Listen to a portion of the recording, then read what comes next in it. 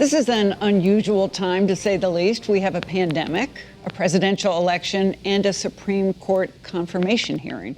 It's a crowded buffet for a roundtable. Yes, joining us, Emily Munson, the Connecticut correspondent for Hearst newspaper. She's coming to us from Washington. Paul Bass is editor of the New Haven Independent.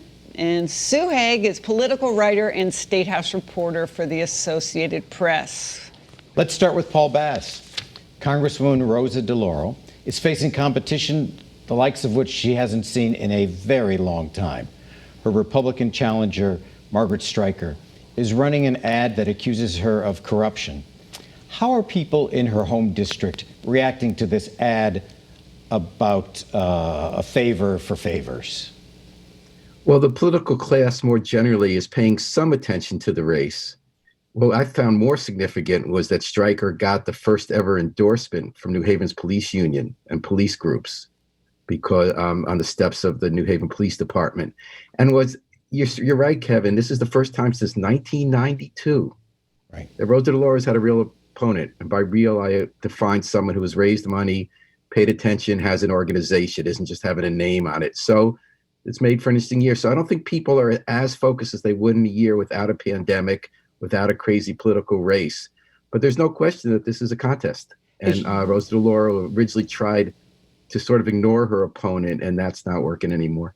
Has she, how has Margaret Striker put together an organization? Because Republican organizations in Connecticut are kind of tattered entities. Right. I don't claim to know if she has a get out the vote operation. All I mean is that she's raised money. A lot of it's her own. The rest come from Bob Stefanowski and Linda McMahon, but enough money to have a professional operation. She's putting advertising, as you see. They're having events. She's all over the place. So people know there's an election going on and that they really are going to get involved. And Rosa DeLauro, how is she reacting other than sending letters to television stations? Well, before that, her strategy was to stay in the news sort of by working hard on the pandemic as an incumbent. So she wasn't sending out really campaign releases. She's everywhere in the district doing events every day, including right now she's getting a flu shot as we speak at a public event, talking about pandemic aid, meeting with small businesses. So she was trying to run as the incumbent and not even mention her opponent until this ad came out. And there was also a picture on social media that showed her head decapitated on the Columbus statue. And I'll throw in that Rosa is, Representative DeLauro is likely to be chair of the House Appropriations Committee if she wins. She's the race. First in line out of three contenders. There's no question she has a lot of influence. So this is a classic question, Doobie, that you've covered so much, and Kevin, in your career. The opponent says, career politician, you've been there too long, 30 years.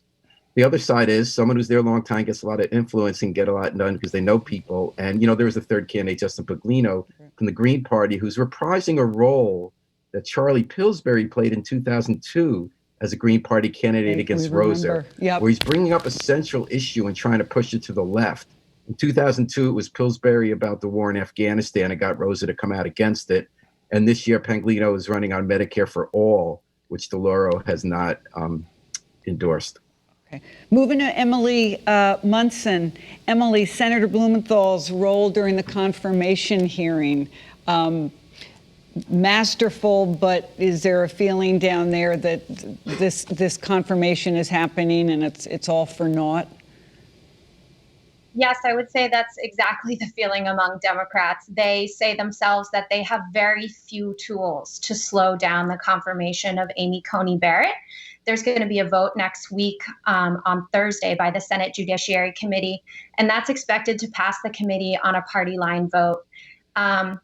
So this week, Democrats focused on their electoral message, which is presenting themselves as defenders of healthcare, people who are going to stand up for the Affordable Care Act in the face of a lawsuit brought by Republican attorneys general and the Department of Justice that could result in the overturning of that healthcare law.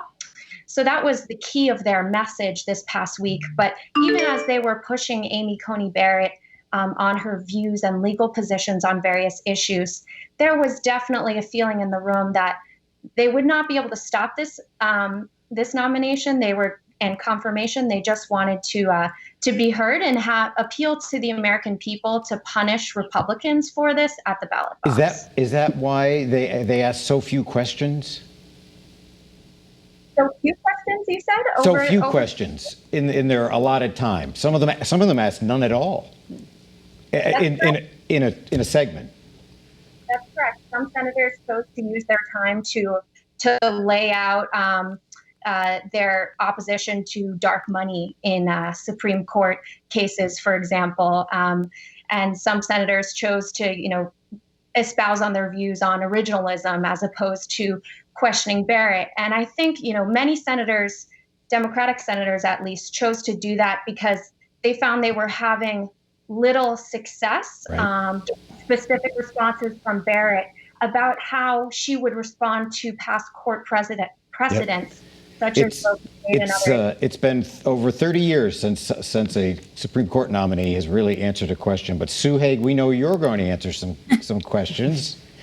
At me. We have something to look forward to on COVID information every Thursday. Is that a step forward as a result of a few steps back? I guess it's how you look at it. Starting on Thursdays, people will be able to get a average daily rate per 100,000 population over the last 2 weeks for their individual towns. So if you want to know how your town is doing right now, this is where you'll be able to find it. It's on the data.ct.gov website for people. But right now we are seeing what Dr. Albert Coe from Yale was talking about. These are some brush fires. And we're seeing them a lot in southeastern Connecticut, eastern Connecticut, and then also Danbury and Hartford. They're all considered a red alert. So this new color-coded COVID alert system, they will let people know if you're a red, orange, yellow, or gray. You want to be gray, but it's something that's new. We haven't had a town-by-town breakdown. Usually everything's been statewide. Okay. We obviously need to have you all back because we have a lot more to ask you about. Emily, we wanted to ask you about the COVID relief package in D.C., but we will have you guys all back again for another roundtable. Thank you all very much. And that's it for this edition of Face the State. You still have time to register to vote and to get an absentee ballot. CBS Sunday Morning is next.